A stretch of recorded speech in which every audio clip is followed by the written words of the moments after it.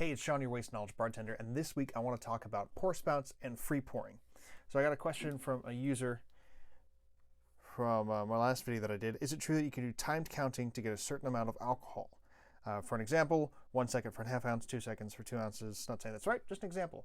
That's from Daniel_in_the_middle, Daniel in the middle.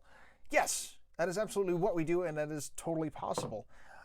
So there are pour spouts or speed pours or bottle pours. There are all sorts of names, but these guys right here, we see on top of bottles sitting behind the bar.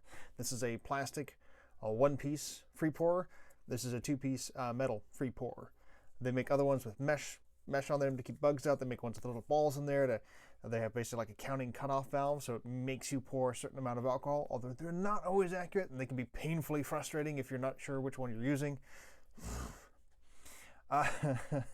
But this is generally what you'll see behind the bar and what a lot of us use. And again, different styles, but all that. There are other places that don't let you free pour.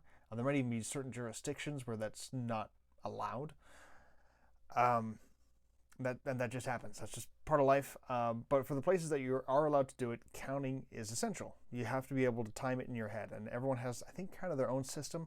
I like to count in fours because it lets me do ounce, ½ ounce, ¼ ounce, and all iterations thereof.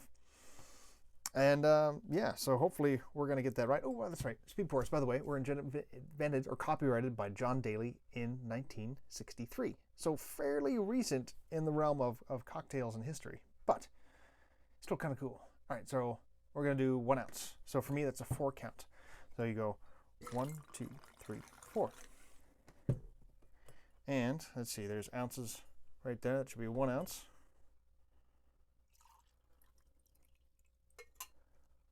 On the money.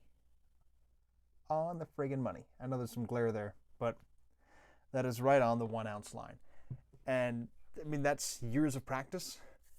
But I mean, it's a skill you can pick up in a couple weeks if you practice daily for an hour, let's say.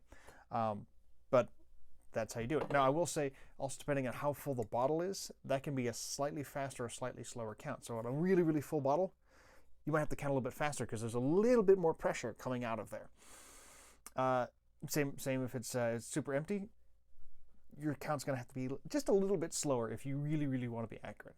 But thank you, Daniel, for the question. I appreciate it. I hope you learned a little bit about speed pours and free pouring. And if you have any other questions, let me know. Feel free to leave a comment or send me a direct message. I'm at @mail_NPC on all the other things. And drink safe, and I'll see you next time. Bye.